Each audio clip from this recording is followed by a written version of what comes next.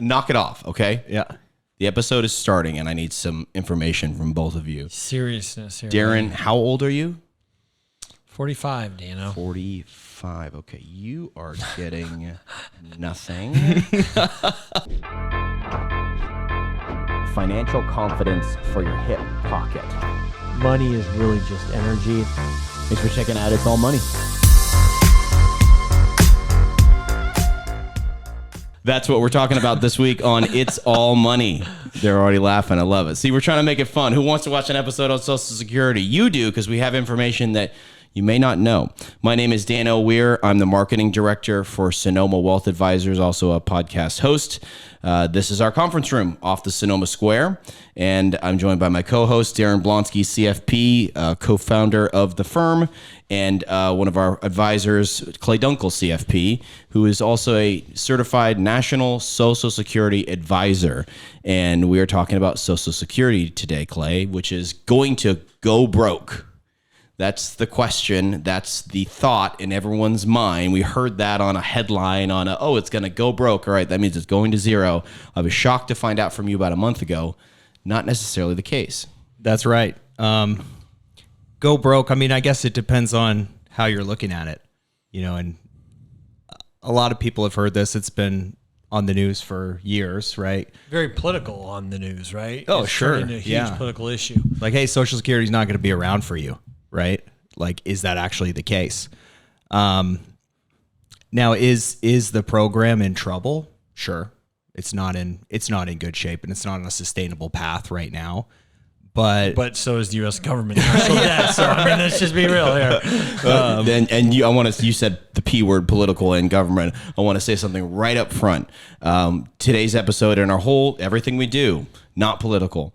Not saying whether something should or shouldn't have happened necessarily, but trying to look at what is and what you can do around it, regardless of which side that you fall on. Well, and our unique job is literally dancing that line from not being political, but knowing that political decisions impact everything we do. Correct. Right? So trying to take a more agnostic approach to things, trying not to buy into the propaganda from either side and saying, okay, but how does this impact people's money? How does this impact Dan's day-to-day life, Daren's day-to-day life, Clay, normal people in this world versus the people making big decisions somewhere else. Extracting the emotion, if you can. So, Clay, if we could, let's just talk a little bit about how Social Security works. It's a program that FDR signed into law in the 40s because it was an issue at the time. You had people leaving the family farm. You didn't have as many, generational families taking care of older people. So here comes this government program to support it. How does it function, or how should it function? I mean, the way that it's funded is through, specific tax revenue. So they tax payroll. Employees pay a percentage of their paycheck into the fund, and then employers match. It's 6.2% for employees, 6.2% match for the employer. If you're self-employed, you're paying both sides of that. 6.2% of what? Of gross wages. Gross wages. Yeah, gross wages. And there's a cap. They cap that out at, I think for 2025, it's 175,000 is the wage base. Mm-hmm. But that's basically how it's funded. That's where the majority of the funds are coming from, right there.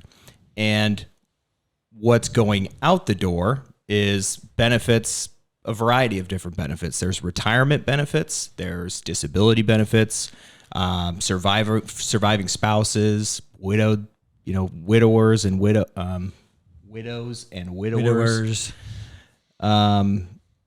It's a pretty wide-ranging program that affects millions of people. Mm-hmm. Lots of people paying in, lots of people taking benefits. Mm-hmm. But essentially, the money that's being paid out is funded by the workers that are paying in today. Mm-hmm.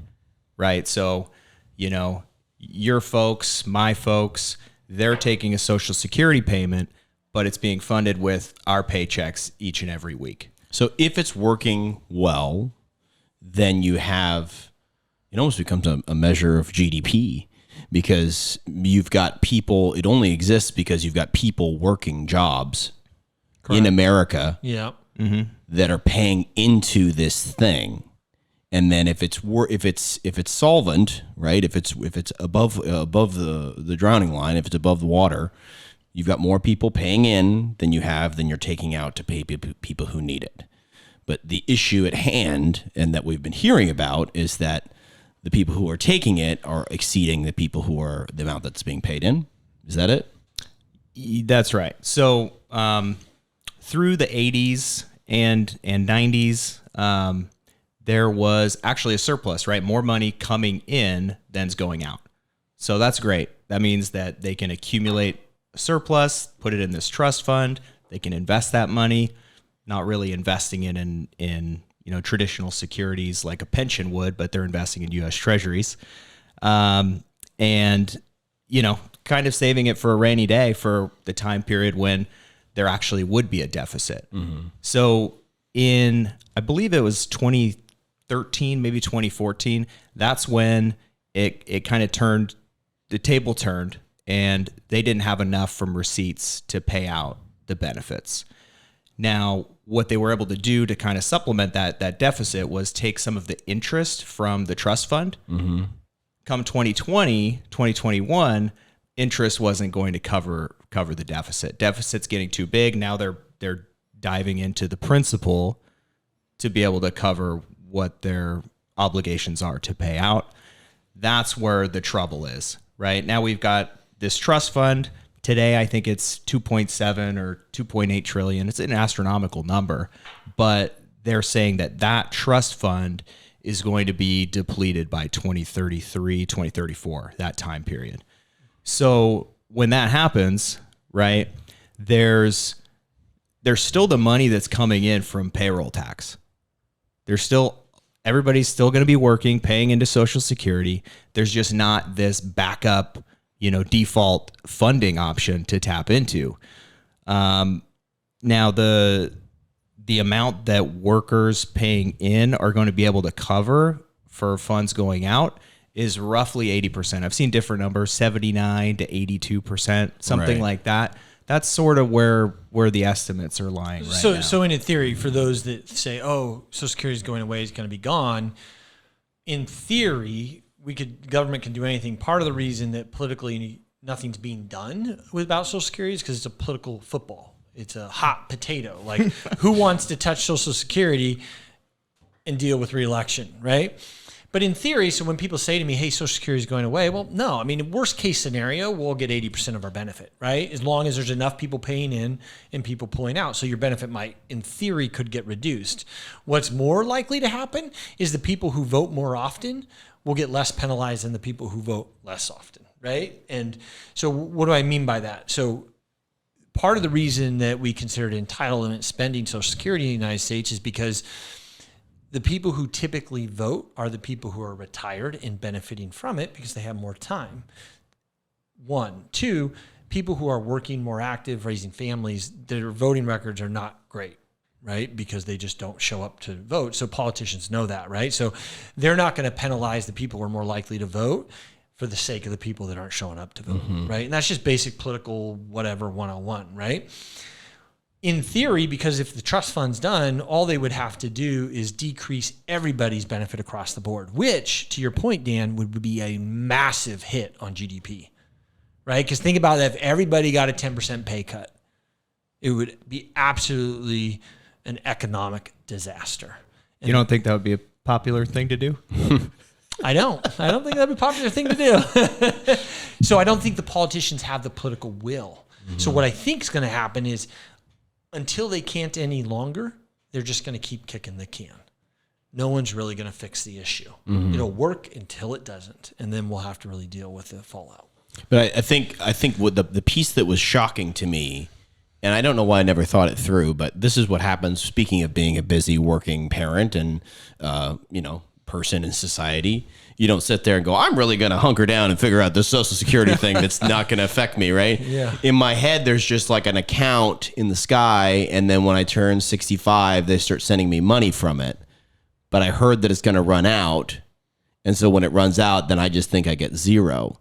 And what you're saying is, no, at least as the numbers stand at the moment, there's enough to pay me like 80% of what I should get just based on what's coming in and then it coming out directly to me and having no trust account in the middle to make up the difference. Yeah, that's right. So it doesn't really go broke. It's just less. And that runs to, I think that runs out to like 2095. They said. So it starts in the 80% range, right? Yeah, we got enough to pay 80% of what we're going to owe.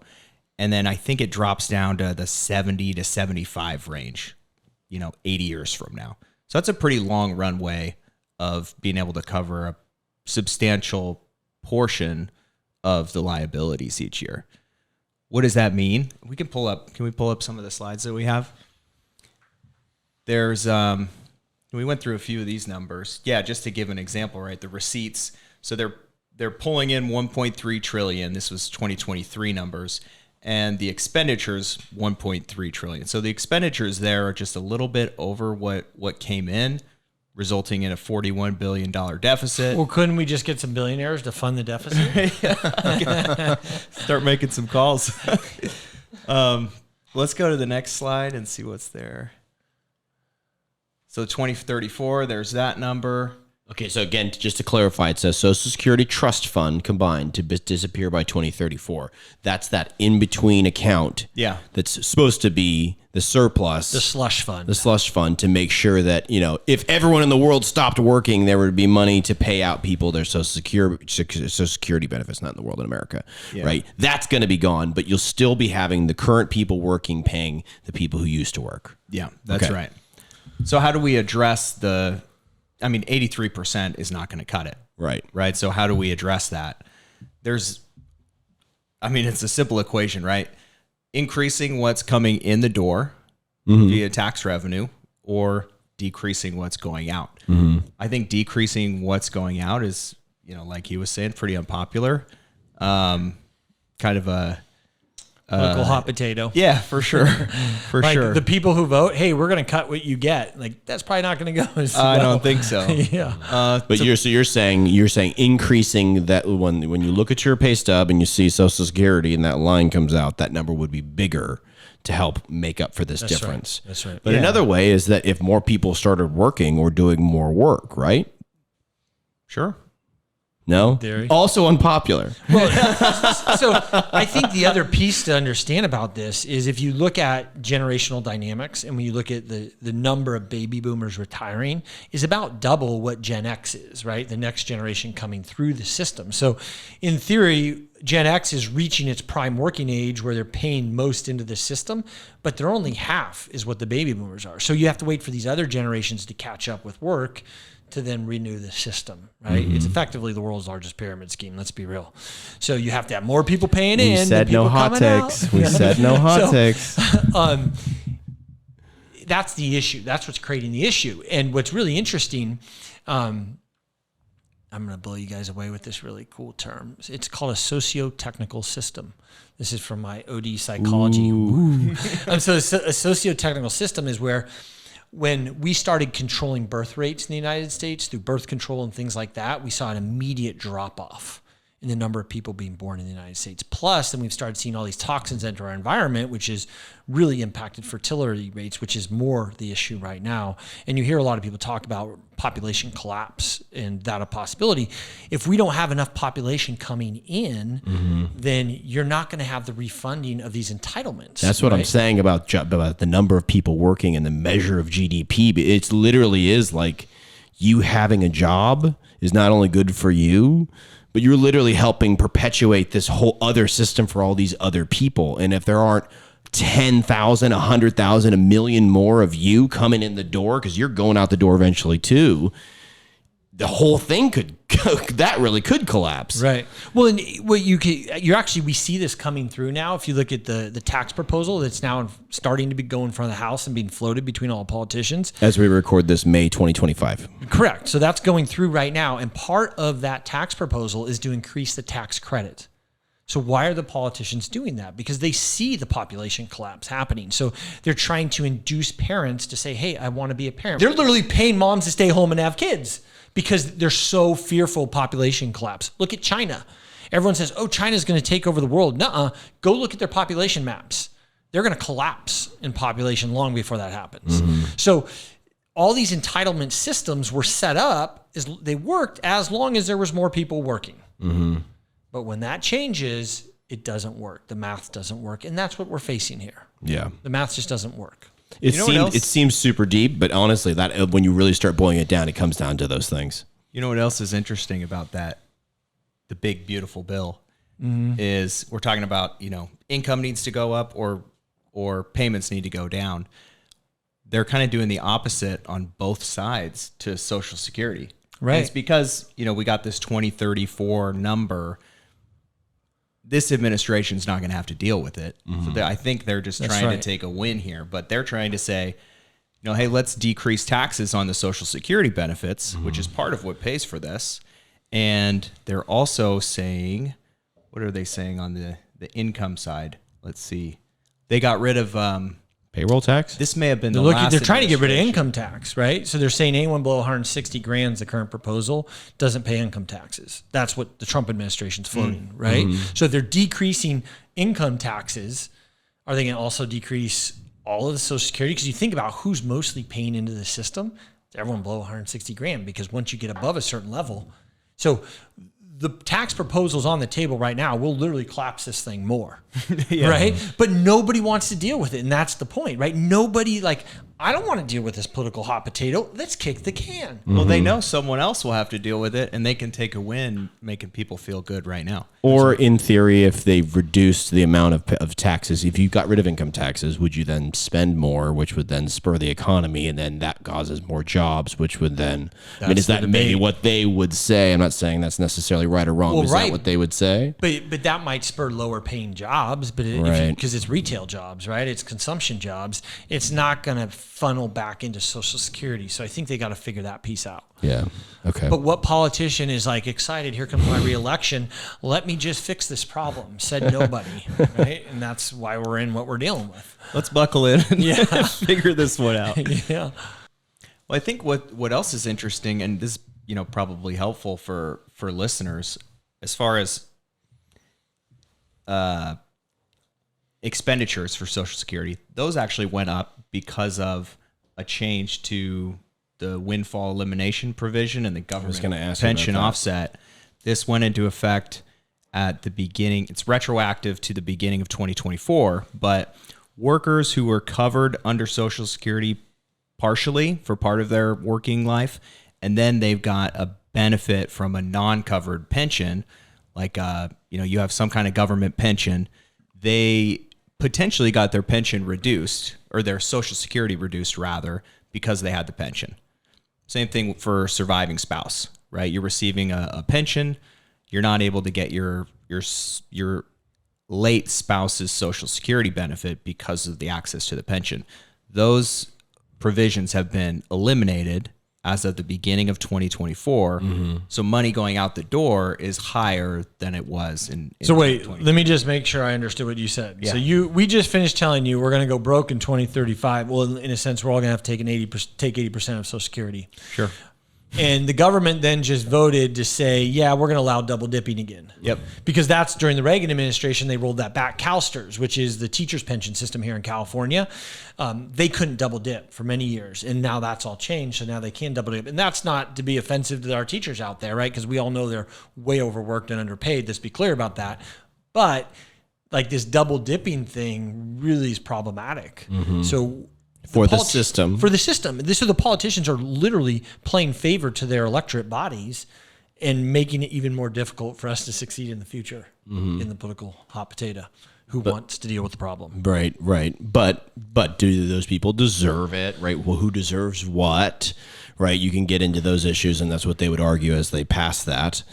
It does seem a little crazy that as it's, bleeding out the side, we're poking more holes in it. Yeah. But c'est la vie. So for people who are, thinking about their life moving forward, maybe you're in your 40s or your 50s now, should you even be factoring Social Security into your financial plan? Should you even be considering, that it's going to have any impact, or what should someone do with regards to Social Security who might get it in the next 10 to 15 years?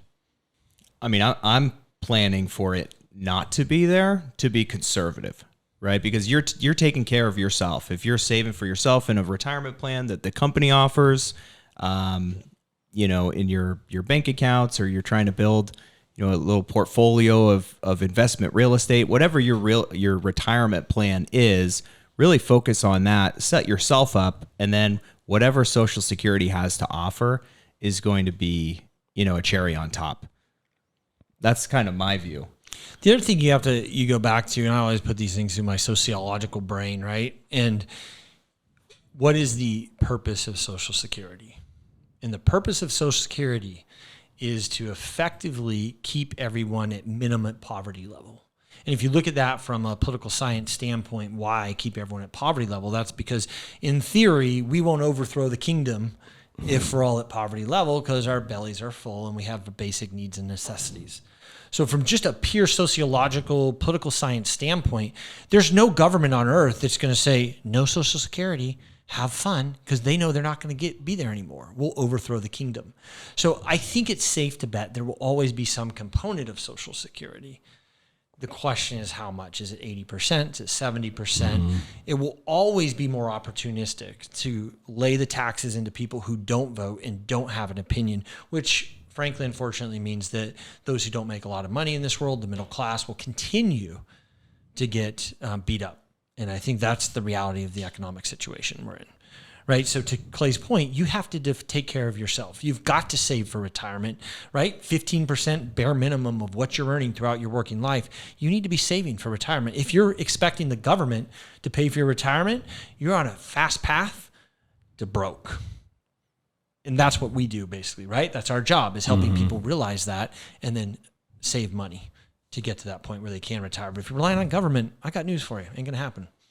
In general, I try not to align my life to need the president of the United States to make a particular decision. You're not going to have much influence there. You're not going to have much influence on Congress. And I'm not saying you absolutely should be involved and vote to the extent that you want to. You should care about these issues. You should do whatever you feel like you want to do to be involved with them. But you should also be a realist and you can be a realist. I think I can't say should. Taking a survey of what's really going on, what's really out there, and what you can do. You know, they're setting up the maze for you. You can sit there and debate and get angry about the way they set it up, or you can just figure out a way out. Take care of yourself, come up with your own plan, and say, all right, great, whatever. And that's kind of what you're talking about. When you work with clients, I mean, is there a lot of consternation? Is there a lot of, is Social Security even on their radar? Is that all the time? What are they saying? All the time. Well, am I going to have Social Security? The question we get a lot, correct me if you get a different question, Clay, but the question I always get is, should I start now at 62 or should I take it at 70? Should I just take it now while there's still something left for me? Right. Yeah. That's what they say. Lots of clients. Yeah. And your answer is what? We stick to the program. I mean, I'm not of the mind that the benefits are going away anytime soon. They're going to look different here in the next decade. Obviously, they got to make some kind of change. But you know, if you can take it early at 62 versus waiting into your full retirement age, which is 66 and change or 67 for most folks, it's a financial decision that really depends on your particular situation. You know, if you need the money at 62 and it makes sense to take the decreased payout to get you that cash flow. Let's be clear on that. Sure. So they will give you 65 is full retirement age. 66 in some months. Okay, Yeah. 66 in some months, but you can take it early at 62, but it's lower, right? So just fake numbers. Your full retirement age Social Security benefit payment is going to be $3,500. But if you really need it at 62, it'll be $2,800. But you only get $2,800 for the rest of your life, right? Is that what you're saying? Yeah, I mean, the numbers are Different. You take a haircut. Yeah, it's yeah. about a 30% haircut, I believe, if you take it at 62 versus your full retirement age. Yeah. And so in that ballpark. But that's the question that people have for you. And it's a fair question. I mean, and so should I take it now and then invest it now? And then what's that going to do in the market? Or, I mean, these are the types of things I think that become pseudo math for people when they're looking at doing things themselves or when they're trying to figure this stuff out. And it's something where as an advisor, you know, it can help walk you through some of those scenarios that you haven't necessarily done before. So part of the issue is always connected with the question of when should you take your Social Security is also the question we have to ask is how long are you going to live, Dan? Right. I don't know. So what I ask clients is tell me about your family. Do you have longevity in your parents and family? Generally, when you do the math, if you're going to live past 83, 84-ish, then it makes sense if you can to wait till 70. If you're going to die before 83 or 84, you should start taking early. Because 70, I thought full retirement age was 66 but 70 or 67. It is, but 70 is when it stops accumulating to your benefit, right? So explain that to us, Clay. So at 66 and some months is what we call FRA, full retirement age. You can start at 62, but why would someone want to take it at 70? And wait till 70. You get your full payout, quote unquote, full payout at your full retirement age. But each year you wait thereafter, you get an 8% bump. Right. So 8% increase. Which is one way they'll try and fix it, right? Where I think how Social Security Administration is going to try and fix this is politically do things that most people don't understand. So they'll be like, hey, we'll pay you more if you wait till 72 to take it. Yeah. Right? And they'll play games with when you take it and how you take it to push it. But if you're going to wait till 70 when it stops growing, then you need to live till 83, 84. That's usually how the math works out. What's amazing is that Daren was Clay's mentor.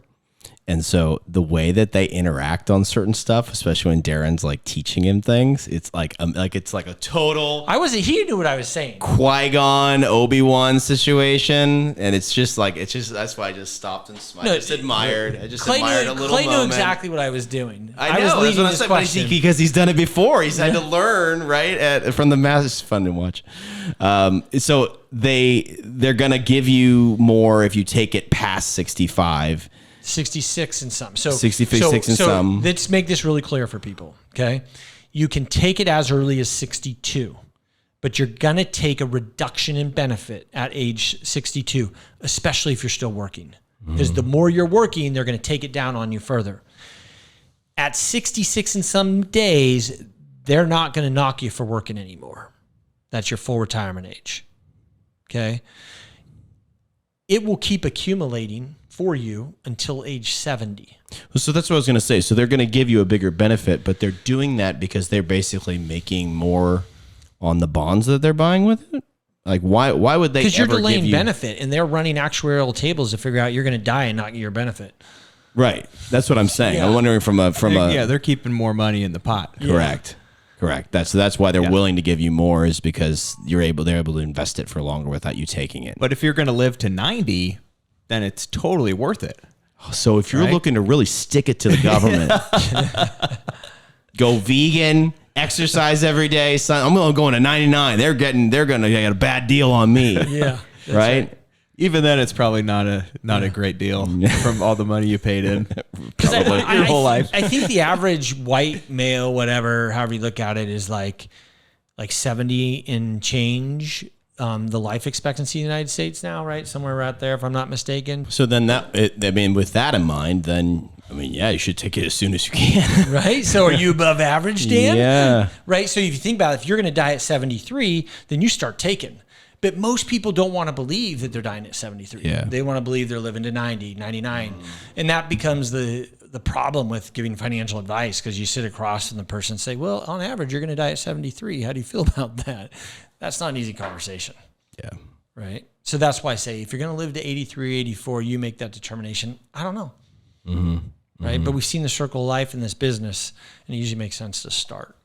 Well, most people poll early, though. I think, looking at the Social Security website, it was like 9 in 10 that are 65, that are of retirement age, are polling by 65, which is really interesting. Right. have to validate that number, but it's right in there somewhere. I mean, that makes sense, but you also have to think that most people we see in these seats are not most people. That's not the average populace, right? So the average populace is quite literally broke, has a lot of debt. They have to pull. They don't have a choice. That's the average. People we see tend to have more resources.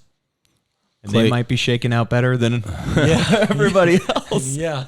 Clay, before we go, what's anything else you want to add that people don't know about Social Security that you were surprised to find out when you got your certification, or just out the door what people should know about it?